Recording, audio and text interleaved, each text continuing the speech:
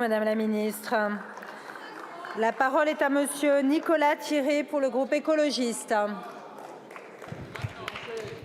Madame la présidente, chers collègues, ma question s'adresse à monsieur le ministre de la Santé. Lundi a été publiée une étude de l'Agence régionale de santé Île-de-France. Elle révèle une contamination généralisée des œufs et des sols à plusieurs polluants organiques persistants. 410 communes de l'agglomération parisienne sont concernées. En Seine-et-Marne, dans les Yvelines, dans l'Essonne, dans le Val d'Oise, les taux de polluants sont jusqu'à 10 fois supérieurs au seuil de dangerosité. Pas moins de 90% des œufs analysés sont non conformes aux valeurs seuil.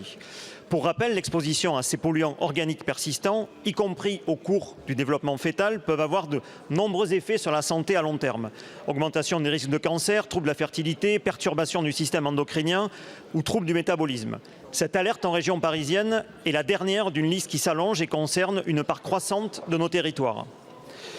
Il y a quelques mois, la préfecture de la Haute-Savoie interdisait la consommation des poissons pêchés à proximité de la commune de Remilly en raison de la contamination à une famille de polluants organiques persistants, les PFAS. Peu avant, la préfecture du Rhône appelait elle aussi à ne pas consommer les œufs pondus dans la région lyonnaise pour les mêmes raisons. Les conclusions de ces études sont convergentes. La contamination des sols et des aliments par les polluants organiques persistants semble généralisée. Cette succession de scandales sanitaires qui tombent au compte-gouttes sème le doute. Comment ne pas y voir une préoccupation de santé publique majeure qui concerne l'ensemble du territoire? La représentation nationale, de même que nos concitoyens, doivent disposer d'une information suffisante, claire et transparente sur les risques sanitaires qui pèsent potentiellement sur eux. Ma question est donc la suivante. Monsieur le ministre, pouvez-vous vous engager à diligenter des études similaires à celles menées en Île-de-France dans tous les grands bassins de vie du territoire national? Merci pour votre réponse. Je vous remercie. La parole est à madame Agnès Firmin-Le Bodo, ministre en charge de l'organisation territoriale et des professions de santé. Merci madame la présidente, mesdames et messieurs les députés, monsieur le député Nicolas Thierry. Tout d'abord, je vous sais très mobilisé sur ce sujet essentiel et salue l'amendement que vous avez porté en PLF pour augmenter de 10 millions d'euros le budget alloué à la prévention des risques liés au PFAS. Mieux prendre en compte les effets liés aux polluants éternels ou PFAS constitue une urgence environnementale et sanitaire, et la liste des exemples que vous venez de citer en est la preuve, sur laquelle le gouvernement est en interministériel pleinement mobilisé. D'abord, dans l'objet de la surveillance, dans le contrôle sanitaire de la qualité des eaux réalisé par les ARS sur la base des recommandations de l'ANSES. Mais aussi, nous avons renforcé cette surveillance en allant au-devant des directives européennes qui doivent s'appliquer en 2026, en allongeant la liste des nouvelles molécules PFAS qui sont contrôlées.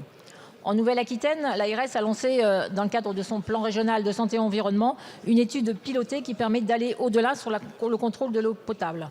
En curatif, pour éliminer ce qui est déjà là, avec la mise en place du plan d'action 2023-2027 sur les PFAS, avec un travail en cours de cartographie des rejets sur l'ensemble du territoire et une démarche de réduction des rejets. Bien sûr, les résultats vous seront communiqués.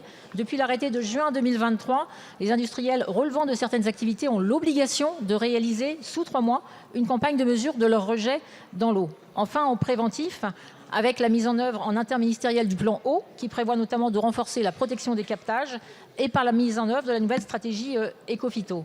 Sur les enjeux de la santé des enfants en lien avec la prévention, c'est un sujet essentiel de biosurveillance, et c'est tout l'objet des études que nous menons avec Santé publique France. Des parlementaires, dans le cadre du GSE, piloté par Anne-Cécile Violande, une mission interministérielle confiée sous l'autorité de la Première ministre à Cyril Elisabeth Sibylle sont en cours. Je vous propose de vous associer à ces travaux si vous le souhaitez. Je vous remercie. Je vous remercie, madame la ministre. La parole est à monsieur Nicolas... Ah, excusez-moi, allez-y. Merci Madame la Ministre. Vous n'avez néanmoins pas répondu à ma question. Ma question était simple. Est-ce que vous allez généraliser le même type d'études menées en Île-de-France dans tous les bassins de vie de notre pays? C'était ça.